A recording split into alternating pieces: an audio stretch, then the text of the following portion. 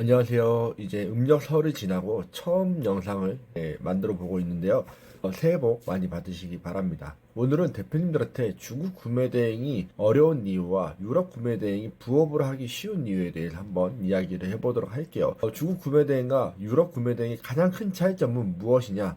바로 브랜드와 비브랜드의 차이라고 제가 계속 누누이 말씀을 드리고 있죠. 여기에서 가장 큰 차이점이 무엇이냐면 중국 구매 대행은 최신 트렌드의 반영이 빠르다라는 것입니다. 반대로 유럽 구매 대행은 최신 트렌드 반영이 그만큼 빠르지 않다라는 거예요. 이게 어떻게 보면 유행이 뒤처진다라고 생각을 하실 수도 있지만 이게 부업을 할 때 가장 좋은 중요한 장점이 될 수 있다라고 생각을 하시면 좋을 것 같습니다. 이게 무슨 뜻이냐면 대표님께서 중국 구매 대행을 하려면 정말로 트렌드가 빠르게 변화하기 때문에 남들보다 더 먼저 신제품들을 공급을 해야 되고, 공급을 하다가 남들한테 밀리기 시작하면 그때 접고 다른 제품으로 또 넘어가야 되는 상황이 발생을 합니다. 그렇기 때문에 반자동을 할 경우에는 중국 구매 대행 같은 경우는 반자동으로 해라 라고 제가 종종 말씀드리고 있기는 해요. 왜냐면 이런 부분들 때문에 그렇습니다.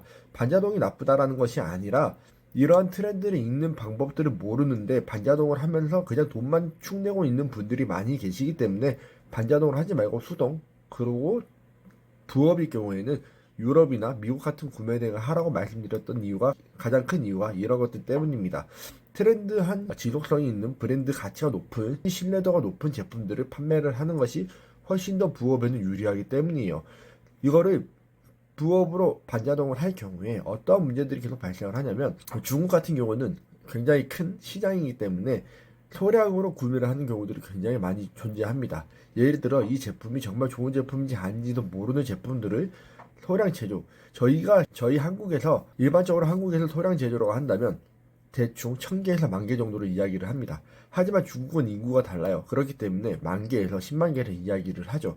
어찌됐든 100,000 개 이하의 제품, 10,000개 이하의 제품을 생산을 했다고 하더라도 이 제품에 치명적인 결함이 있다고 한다면 판매 후에 재생산이 되지 않을 경우가 있습니다. 그렇기 때문에 대표님들께서 만들어가지고 상품을 판매를 했을 때 이 상품이 품절이 되는 경우들이 굉장히 잦을 수 있다라는 거예요. 대량으로 생산되기 때문에 가격은 저렴할 수 있지만 그만큼의 품질이 떨어질 것이고, 떨어진 부분들이 때문에 다시 제품이 생산이 되지 않는 경우들이 굉장히 많이 발생을 한다라는 거죠. 하지만 유럽 구매 대행 같은 경우는 일단 브랜드도 높고, 프리미엄 브랜드의 가치, 높은 품질 신뢰도, 그리고 한정판 이런 것들 때문에 희소성이 있는 제품들을 저희가 올려놓을 수가 있겠죠. 그렇게 되다 보면은 대표님들께서 원하시는 상품들을 소싱을 했을 때 이 상품이 굉장히 오랫동안 스테디셀러로 자리를 잡을 수 있는 장점들이 존재한다라는 겁니다. 중국 구매 대행과 유럽 구매 대행의 가장 큰 차이점이 이것이라고 생각을 해요. 일반적으로 중국 구매 대행 같은 경우는 제품이 굉장히 저렴합니다. 그래서 실제로 유튜버들이 판매하는 제품들을 보면 10만원 이하의 제품들이 굉장히 많이 존재를 해요.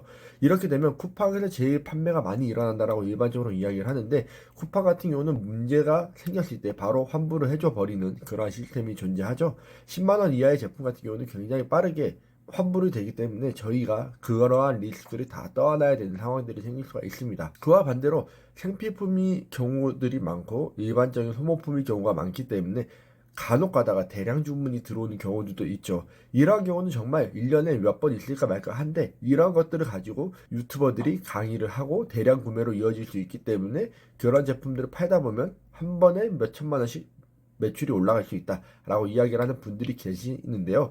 실질적으로 반드시 그런 일이 일어나지는 않습니다. 정말 만에 하나 일어나는 일이기 때문에 그런 것들을 바라시면서, 요행을 바라면서, 한꺼번에 대량 구매가 일어나기 바라면서 중국 구매 대행을 하지 않으셨으면 좋겠어요. 유럽 구매 대행 같은 경우는 높은 제품 단가로 인해서 대표님들이 하나를 판매를 할 때 단가가 높아서 적당한 마진을 저희가 세팅을 할 수 있고, 이런 제품들 같은 경우는 알려져 있지 않은 제품들 같은 경우는 항상 말씀드리지만 가격을 내가 선정을 할 수 있기 때문에 굉장히 좋은 아이템들을 골라낼 수 있다라고 말씀을 드렸어요.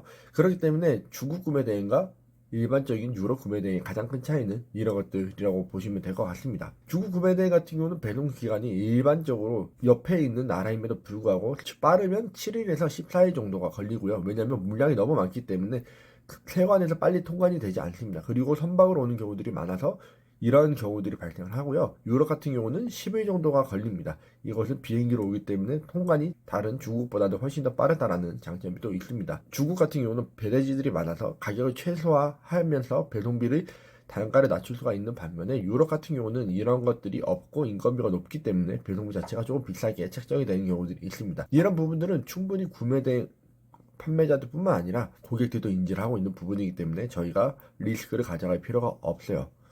그래서 대표님께서 중국 구매 대행과 유럽 구매 대행 그리고 다른 나라들의 구매 대행의 차이점들을 많이 궁금해하시는 분들이 계시는 것 같은데 저는 이렇기 때문에 부업을 하려면 중국 구매 대행이 아닌 유럽 구매 대행을 하시는 것을 추천을 드립니다. CS가 거의 없어요.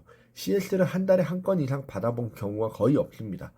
종종 배송이 늦어지는 경우들은 이제 빨리빨리 배송을 해달라고 이야기를 하지만 품절이나 제품 이슈로 인해서 환불을 요청하는 경우들은 거의 없었습니다. 그렇기 때문에 대표님들이 부업으로 하실 경우에는 유럽이 중국 구매 대행보다는 훨씬 더 유리하고 일본 구매 대행보다도 더 유리한 부분들이 있다라는 것을 아시면 좋을 것 같습니다.